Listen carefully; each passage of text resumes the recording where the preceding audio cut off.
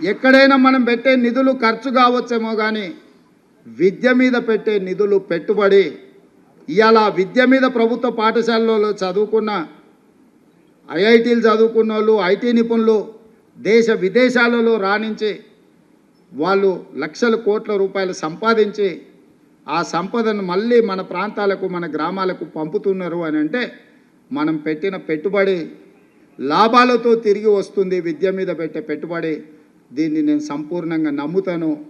అందుకే ఈరోజు మీ కార్యక్రమానికి ఇతర ఏదో కార్యక్రమాలు ఉన్నా ఈ విద్యార్థులను కలవడం కోసం నిన్న ఢిల్లీలో ఉండే యాక్చువల్గా మీ దగ్గరికి నిన్ననే రావాల్సి ఉండే కొన్ని ప్రత్యేకమైన పరిస్థితుల వల్ల మిమ్మల్ని కలవడానికి నేను అవకాశం లేకపోయినా మా అధికారులకు ఆదేశించి ఈరోజు పెట్టండి, తప్పకుండా ఈ ప్రభుత్వ పాఠశాలలో చదువుకున్న విద్యార్థులను కలవడం ద్వారా నాకు మీ అందరితో కలిసే అవకాశం, మీ అందరినీ ప్రోత్సహించడానికి నాకు ఒక స్ఫూర్తి ఉంటుంది.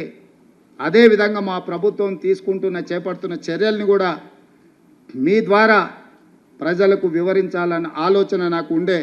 తప్పకుండా భవిష్యత్తులో ఈరోజు సిలబస్ ఎప్పుడూ తయారు చేసుకుంటే కొన్ని సంవత్సరాల కొద్దీ అదే సిలబస్ ఉండడం వల్ల ప్రస్తుత మారిన కాలమాన పరిస్థితుల్లో ఆ సిలబస్ అనేది కూడా కొంత ఇర్రిలవెంట్ అవుతుంది. అందుకే మా ప్రభుత్వం స్పష్టమైన నిర్ణయం తీసుకున్నది, విద్యా కమిషన్ అపాయింట్ చేయాలని. విద్యా కమిషన్ ద్వారా మీ అవసరాలు ఎప్పటికప్పుడు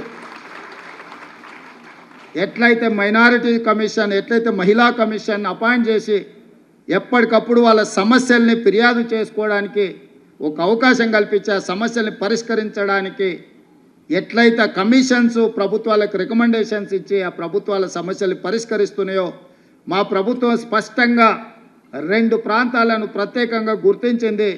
ఒకటి విద్య, 2 వ్యవసాయం. తొందరలోనే విద్యా కమిషన్ అపాయింట్ చేయడం ద్వారా నిరంతరం మీ సమస్యల్ని పర్యవేక్షిస్తూ మీ సమస్యల పరిష్కారం కోసం పాటుపడడానికి ఒక నిరంతరం పనిచేసే వ్యవస్థను ఏర్పాటు చేయాలని మా ప్రభుత్వం నిర్ణయం తీసుకున్నది. అదేవిధంగా వ్యవసాయ కమిషన్ను కూడా మేము ఏర్పాటు చేయబోతున్నాం. తద్వారా విత్తనాలు కానీ, నకిలీ విత్తనాలు కానీ, ఎరువులు కానీ, సంస్థలు కానీ, ప్రభుత్వాలు కానీ రైతులకు నష్టం జరిగినప్పుడు, రైతులకు అన్యాయం చేసినప్పుడు వాళ్ళ తరఫున ఆదేశాలు ఇవ్వడానికి, వాళ్ళ తరఫున ప్రభుత్వాలకు నివేదికలు చేర్చడానికి కమిషన్స్ అవసరం. ఈ విద్యా కమిషన్ని, అదేవిధంగా వ్యవసాయ కమిషన్ని ప్రాధాన్యతతో తీసుకొని మా ప్రభుత్వం వీటిని ఎస్టాబ్లిష్ చేస్తుంది. తద్వారా నిరంతరం ప్రభుత్వ పాఠశాలల్ని పర్యవేక్షించే ఒక వ్యవస్థను ఏర్పాటు చేసి